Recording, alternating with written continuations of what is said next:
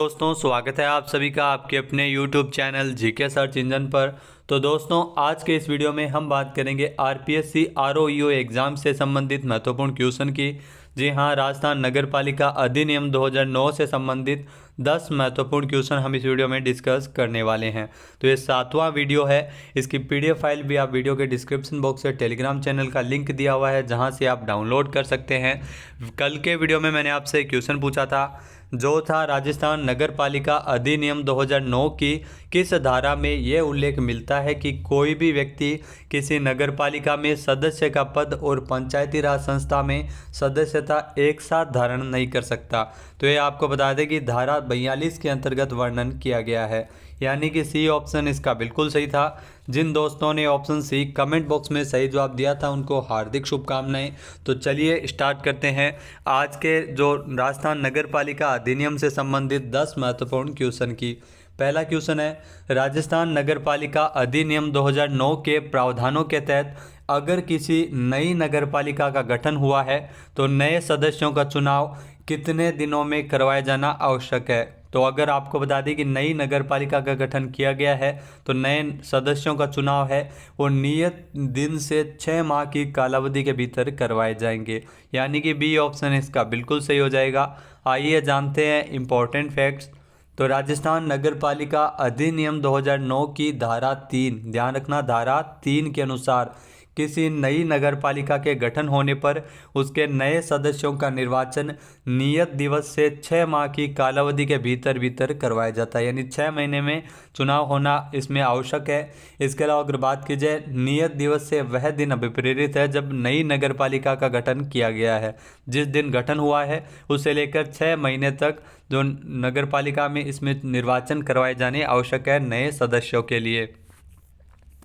Next है, राजस्थान नगर पालिका समान क्रय एवं अनुबंध नियम 1974 के अनुसार यदि कोई निविदा अधिनियम की अपेक्षाओं का पालन नहीं करती है तो उसको निरस्त करने का अधिकार किस नियम में वर्णित है। तो आपको बता दें कि राजस्थान नगर पालिका समान क्रय एवं अनुबंध नियम 1974 के अनुसार अगर कोई भी निविदा अधिनियम की अपेक्षाओं का पालन नहीं करती है तो उसको निरस्त करने का जो अधिकार है वो नियम 16 के अंतर्गत दिया गया है, यानी कि डी ऑप्शन इसका बिल्कुल सही है। आइए जानते हैं इम्पोर्टेंट फैक्ट्स। तो राजस्थान नगर पालिका सामान्य क्रय एवं अनुबंध नियम 1974 के नियम 16, यहाँ 16 में वर्णित है कि कोई संविदा बाध्यकारी नहीं होगी जब तक इन नियमों और अधिनियम की अपेक्षाओं का अनुपालन नहीं किया गया हो। नेक्स्ट है, राजस्थान में नगर पालिकाओं की शक्तियों के संबंध में निम्नलिखित कथनों पर विचार कीजिए। तो इसमें शक्तियां संबंध में इसमें दी गई है। पहला है, शवों को केवल उन्हीं मार्गों से कब्रिस्तान या शमशान भूमियों में ले जाया जा सकेगा जो नगर पालिका ने सार्वजनिक नोटिस द्वारा विहित किए गए हैं। दूसरा है, नगर पालिका द्वारा निर्धारित मार्गों से भिन्न मार्ग से शवों को कब्रिस्तान या शमशान भूमि पर ले जाने पर जुर्माने का भी प्रावधान है। तो इसमें आपको बता दें कि जो 2 कथन दिए गए हैं नगर पालिका से संबंधित, जो शक्तियों से संबंधित है, दोनों ही कथन ये सही है, यानी कि सी ऑप्शन इसका बिल्कुल सही है। 1 व 2 दोनों ही सही है। आइए जानते हैं इम्पोर्टेंट फैक्ट्स। तो राजस्थान नगर पालिका अधिनियम 2009 की धारा 277, जी हाँ 277 में दिया गया है। जी हाँ, इसके अनुसार नगर पालिका सार्वजनिक नोटिस द्वारा जो मार्ग विहित करेगी केवल उन्हीं मार्गों से विभिन्न कब्रिस्तानों या शमशान भूमियों में शवों को ले जाया जा सकेगा, और अगर कोई भी किसी शव को इस प्रकार विहित मार्ग से भिन्न मार्ग से कब्रिस्तान या शमशान भूमि पर ले जाता है तो उसे 1000 रुपये से 2000 रुपये तक के जुर्माने के रूप में दंडित किया जा सकता है। अगला क्वेश्चन है, राजस्थान नगर पालिका कार्य संचालन नियम 2009 के अनुसार नगर पालिका की बैठक में सदस्यों के भाषण की अवधि निम्नलिखित में से किसके द्वारा विनियमित की जाती है। तो इस अवधि को बैठक के पीठासीन अधिकारी के द्वारा विनियमित किया जाता है, यानी कि बी ऑप्शन यहाँ पर बिल्कुल सही है। आइए जानते हैं इम्पोर्टेंट फैक्ट्स। तो राजस्थान नगर पालिका कार्य संचालन नियम 2009 के नियम 13 के अनुसार, ध्यान रखना नियम 13 के अनुसार नगर पालिका बैठक का पीठासीन अधिकारी जो अध्यक्ष होता है वो अपने स्व विवेकानुसार सदस्यों के भाषण की अवधि को विनियमित करेगा। नेक्स्ट है, राजस्थान नगर पालिका अधिनियम 2009 के उपबंधों के अनुसार कितनी जनसंख्या वाली नगर पालिकाओं के प्रादेशिक क्षेत्रों के भीतर वार्ड समितियों का गठन किया जा सकता है।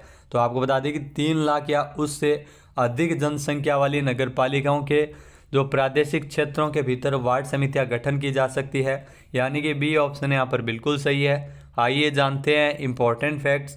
तो राजस्थान नगरपालिका अधिनियम 2009 की धारा 54 के अनुसार 3 लाख या उससे अधिक की जनसंख्या वाली नगरपालिकाओं के प्रादेशिक क्षेत्रों के भीतर जो वार्ड समितियों का गठन किया जाएगा, जिसमें एक या एक से अधिक वार्ड इसमें होंगे। नेक्स्ट है, नगरपालिका सदस्य होने के लिए अर्हित व्यक्ति की न्यूनतम आयु कितनी होनी चाहिए।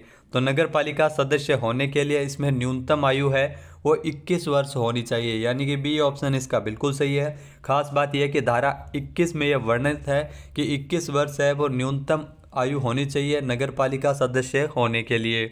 आइए जानते हैं इम्पोर्टेंट फैक्ट्स। तो राजस्थान नगरपालिका अधिनियम 2009 की धारा 21 के अनुसार नगरपालिका सदस्य चुने जाने के लिए जो हरित व्यक्ति की न्यूनतम आयु है वो 21 वर्ष होनी चाहिए, चाहे उसका जो स्थान जहां से वो चुनाव लड़ रहा हो वो आरक्षित हो या अनारक्षित हो, इससे कोई फर्क नहीं पड़ता है। तो इसमें नगरपालिका सदस्य होने के लिए न्यूनतम 21 वर्ष आयु होना आवश्यक है। नेक्स्ट क्वेश्चन है, नगरपालिका सदस्यों द्वारा नगरपालिका के अभिलेखों का निरीक्षण करने के संबंध में निम्नलिखित कथनों पर विचार कीजिए। पहला है, प्रत्येक सदस्य मुख्य नगरपालिका अधिकारी को सम्यक नोटिस दिए बिना नगरपालिका के अभिलेख का निरीक्षण कर सकता है। दूसरा है, प्रत्येक सदस्य द्वारा नगरपालिका के अभिलेखों के निरीक्षण हेतु किसी भी फीस भुगतान की आवश्यकता नहीं है। तो आपको बता दें कि नगरपालिका के अभिलेखों के निरीक्षण से संबंधित जो 2 कथन दिए गए हैं, इनमें आपको बता दें कि केवल कथन 2 ही सही है, यानी कि बी ऑप्शन इसका बिल्कुल सही हो जाएगा। आइए जानते हैं इम्पोर्टेंट फैक्ट्स।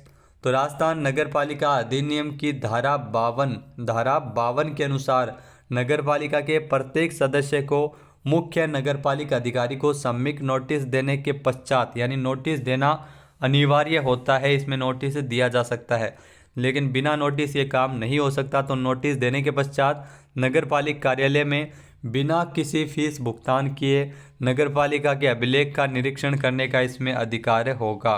तो इसमें बिना किसी फीस भुगतान की आवश्यकता होती है, यानी दोनों ही अगर बात की जाए तो केवल कथन है वो 2 सही है। नेक्स्ट है, यदि नगरपालिका का कोई स्थान महिला हेतु आरक्षित था और वह स्थान किसी कारणवश आकस्मिक रिक्त हो जाता है तो उस स्थान को भरने हेतु, तो कोई भी आपको बता दें कि अगर महिला किसी स्थान पर आरक्षित है, अगर उसका किसी भी कारण वो पद रिक्त हो जाता है तो कोई अन्य दूसरी महिला ही उस पर निर्वाचित हो सकती है, यानी कि ए ऑप्शन इसका बिल्कुल सही है। आइए जानते हैं इम्पोर्टेंट फैक्ट्स। तो राजस्थान नगरपालिका अधिनियम 2009 की धारा 27, यहाँ धारा 27 के अनुसार यदि कोई भी रिक्ति किसी नगरपालिका वार्ड में किसी महिला के लिए आरक्षित स्थान में हो तो ऐसी रिक्तता में महिला द्वारा ही उसको केवल भरा जा सकता है। नेक्स्ट है, राजस्थान नगरपालिका अधिनियम 2009 के उपबंधों के अनुसार पार्षद शब्द कौन सा सदस्य अभिप्रेत है। तो आपको बता दें कि राजस्थान नगरपालिका अधिनियम 2009 के उपबंधों के अनुसार पार्षद शब्द है जो नगर परिषद का सदस्य है उसको उससे संबंधित है, यानी कि ए ऑप्शन इसका बिल्कुल सही है। आइए जानते हैं इम्पोर्टेंट फैक्ट्स। तो राजस्थान नगरपालिका अधिनियम की धारा 2 के अंदर वर्णन है कि पार्षद शब्द नगर परिषद का कोई सदस्य अभिप्रेत है, जबकि निगम पार्षद नगर निगम का कोई सदस्य अभिप्रेत हो उसको निगम पार्षद बोला जाता है। नेक्स्ट है, राजस्थान नगरपालिका सामान्य क्रय और अनुबंध नियम 1974 के अनुसार नगर निगम के किस अधिकारी को 200 लाख रुपए तक की वित्तीय स्वीकृति देने की शक्ति प्राप्त है। तो आपको बता दें कि ये जो महापौर को शक्ति प्राप्त है 200 लाख रुपए की वित्तीय स्वीकृति वो दे सकता है, यानी कि बी ऑप्शन इसका बिल्कुल सही है। आइए जानते हैं इम्पोर्टेंट फैक्ट्स। तो राजस्थान नगरपालिका सामान्य क्रय और अनुबंध नियम 1974 के नियम 14 में यह वर्णित है कि नगर निगम के मामले में कोई संविदा सामान माल क्रय या जो कार्य का संक्रम निम्न प्राधिकारियों की पूर्व प्रशासनिक और वित्तीय स्वीकृति अनुमोदित दिए बिना ही इसमें निष्पादन नहीं किया जा सकता, जिसमें वित्तीय स्वीकृति आवश्यक है, जिसमें 25 लाख रुपए तक का व्यय अगर होता है तो अतिरिक्त आयुक्त जो उपायुक्त है उसकी वित्तीय स्वीकृति ली जा सकती है। 100 लाख रुपए तक के लिए इसमें आयुक्त की वित्तीय स्वीकृति आवश्यक है। 200 लाख रुपए तक के व्यय के लिए इसमें महापौर की आवश्यकता और वित्तीय स्वीकृति की आवश्यकता होती है और 500 लाख रुपए का व्यय करने के लिए वित्त समिति की आवश्यकता इसमें रहती है। इसके अलावा बजट के प्रावधान तक पूर्ण शक्तियाँ निगम को प्राप्त है। अब बात कर लेते हैं आज के हमारे क्विज की। तो आज का हमारा क्विज है जिसका आंसर आपको कमेंट बॉक्स में देना है। राजस्थान नगर पालिका अधिनियम 2009 के अध्याय 7 में किसके संबंध में उल्लेख है? एक बार फिर से सुनिएगा। राजस्थान नगर पालिका अधिनियम 2009 के अध्याय 7 के अंतर्गत किसके संबंध में उल्लेख मिलते हैं? इसका सही आंसर आपको कमेंट बॉक्स में देना है। और अगर ये वीडियो आपको पसंद आए तो इसे लाइक और शेयर करना बिल्कुल ना भूलिएगा। चैनल पे नए हैं, सब्सक्राइब नहीं किया है तो अभी सब्सक्राइब बटन पर क्लिक करें। इस वीडियो की जो पीडीएफ फाइल है वो आप वीडियो के डिस्क्रिप्शन बॉक्स से डाउनलोड कर सकते हैं और इस क्वेश्चन का आंसर आप वोट करके भी कर सकते हैं। वीडियो देखने के लिए धन्यवाद। जय हिंद, जय भारत, जय राजस्थान।